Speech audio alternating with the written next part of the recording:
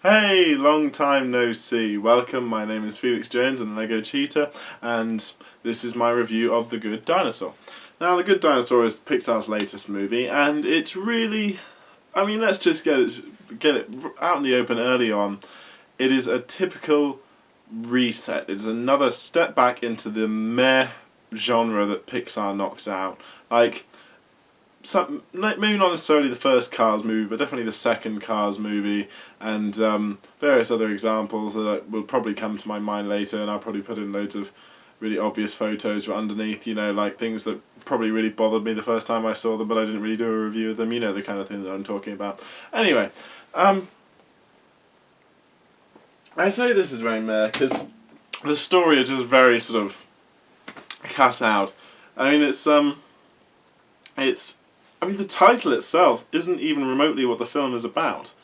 This is a film, basically, the premise of this film is that what if the asteroid that hit Earth and the meteorite that hit Earth and supposedly killed all the dinosaurs didn't hit Earth, and what if evolution was allowed to continue as it did? And even that doesn't really make any sense. Basically, the film is called The Good Dinosaur. Pretty much the majority of dinosaurs that we meet are good in this film. You'd think it was like a story like The Good Samaritan. The titles are practically identical. Sorry, they're very big dinner. You want to know that. And I assumed that was kind of like what it was going to be about. But no, like I said, most of the dinosaurs that we meet in this movie are good. It's not like it's a novelty, Anyway, that's by the by, really. What's in a title? What's in a name? Still, just from the off, it's already sort of quite misleading.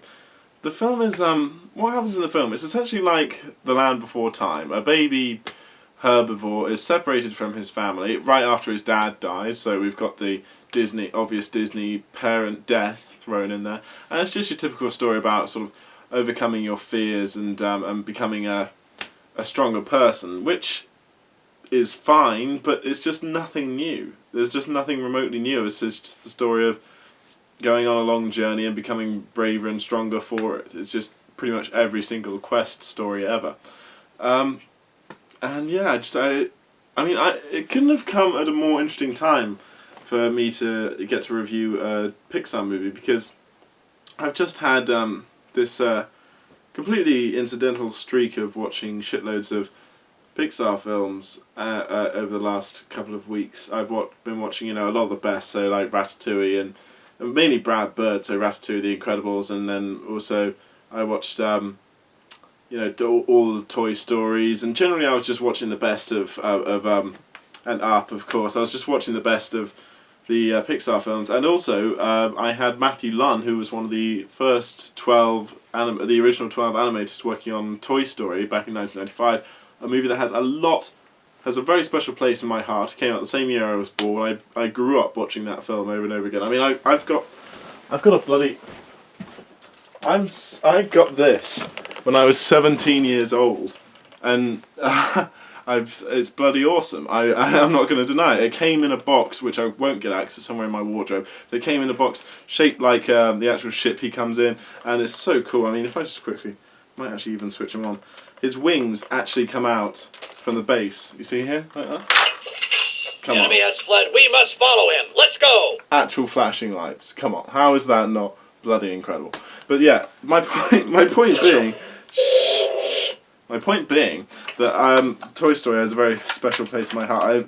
I've quite a love for Pixar, and I really enjoyed meeting Matthew Lunn, who was one of the original animators on Toy Story. He visited my university very recently for a talk, which I really enjoyed. He was very informative, and I actually really wanted to thank him because I got up on with him to do a volunteering bit at one point where we went through one of Pixar's. Pixar has like this 7-step story creating process where it's sort of like once upon a time and every day. So basically it encourages you to write a story, and I got up and worked that through with him, and generally it was a really good time. I didn't get a chance to thank him, so if he ever were to see this, obviously he wouldn't, but if he ever were to see this, thanks Matt, it was really enjoyable. It was a very interesting time. I've been thinking a lot about Pixar and the various stages that Pixar has gone through.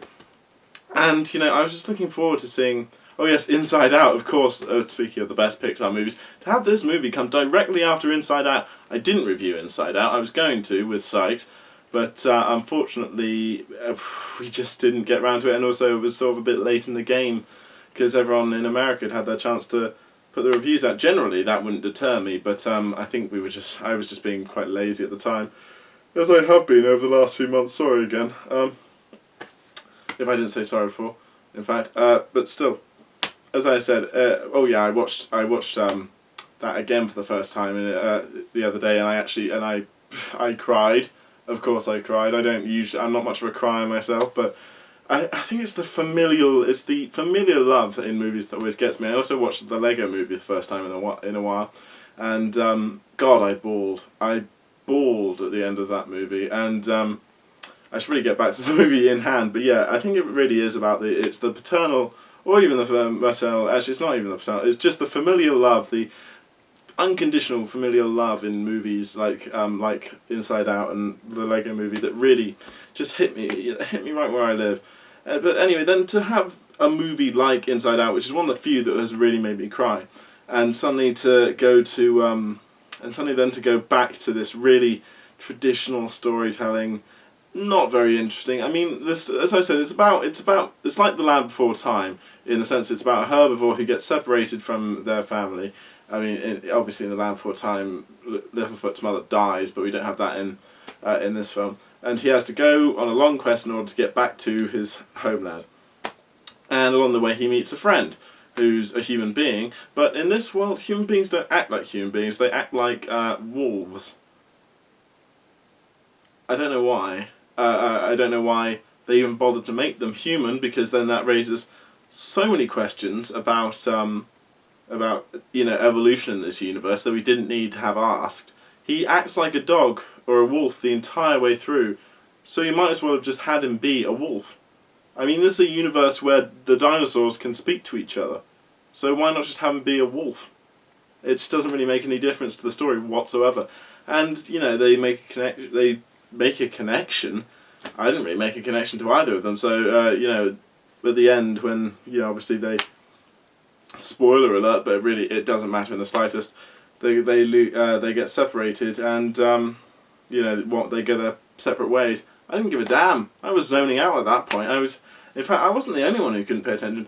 The cinema that I went to see this in, the theatre was deserted. There was like 6 other people apart from me. Only one of them was a kid.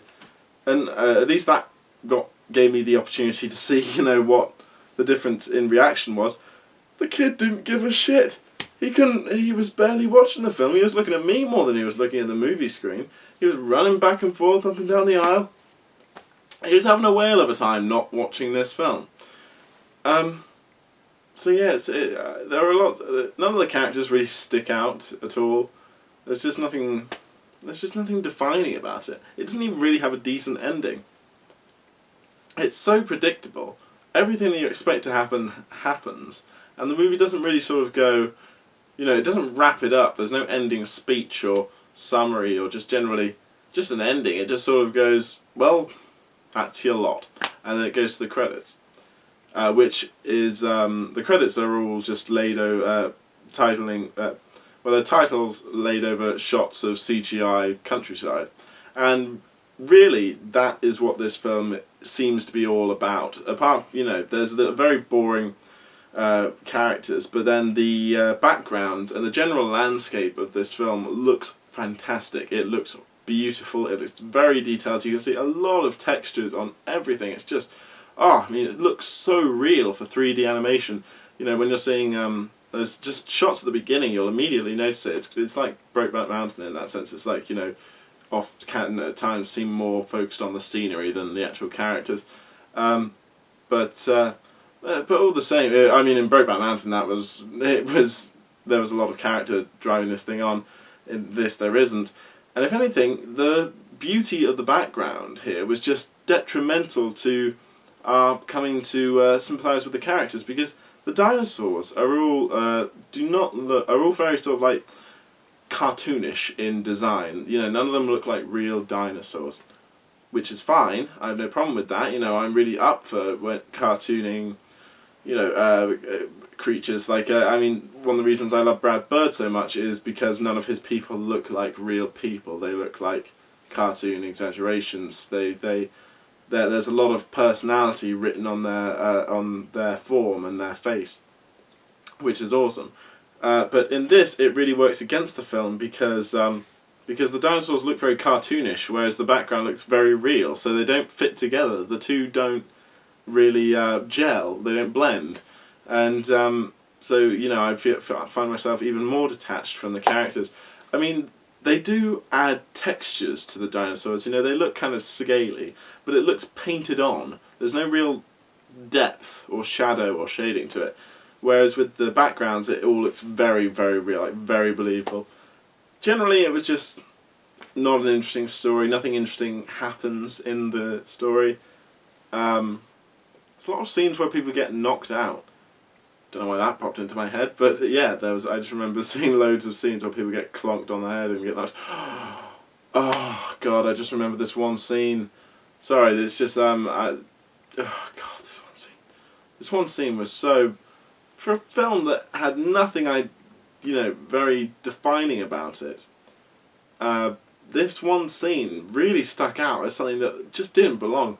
There's this one scene where the boy, who's called the human child called Spot, and the dinosaur whose name is Orla, I think it's something along those lines. Either way, they eat some bad fruit, and they start tripping out. Which at first I'm kind of like, that's a little bit funny, and then they show one shot where, it's obviously meant to be their visions, and it's like the boy's giant head with the walking legs of the dinosaur on the bottom and no body. And I was like, God, if I were a child, I would fucking piss myself at that. And it's so pointless. And it's such a sort of adult joke in otherwise a very childish film. A very uninventive childish film. And for an adult joke, it's not funny. This film fails to... That's my point being, when I was talking about the kid who was running around not paying any attention, is that this film does not have enough to attract kids. There's no action. It's not colourful enough, and there just isn't enough story or decent character to interest adults. So it fails on every level. I wouldn't go so far as to say that this was... Well, actually, I wasn't going to go so far as to say this was a bad film, because of how gorgeous the backgrounds look. But, and generally, it just sort of seemed fine through the actual storytelling. But when it got to the very end, and as I said, there was no sort of, wrap-up, there was nothing unexpected, there was no real emotional payoff, bar what was entirely... but about a very fleeting glimpse into it, and it just sort of wrapped up. I was just so disappointed. It showed a total lack of effort not to give something a decent ending. The ending is the final bite of a meal. As much as intriguing as an ending can be, and sort of sometimes dissatisfying, but or even a cliffhanger. Or anything, just kind of a summary, like an ending monologue. I can really get on board with, even if it's summing up all of the themes of a film in a way that was a bit more obvious than was necessarily needed. The last few minutes of a film are very important, and you can't just say that's your lot, go away. Especially when you're a company like Pixar, which has made some really fantastic kids movies in the last decade or so. And it's just not up to scratch with some of the stuff that Pixar has done in the last little while, and really I'm just hoping that they're going to step their game back up again very soon, and get back to the kind of quality that I'm wanting. Brad Bird's going back to The Incredibles 2. Can't wait for that. Let's get to that. The sooner we get there, the better. And I only hope that it's going to meet expectations.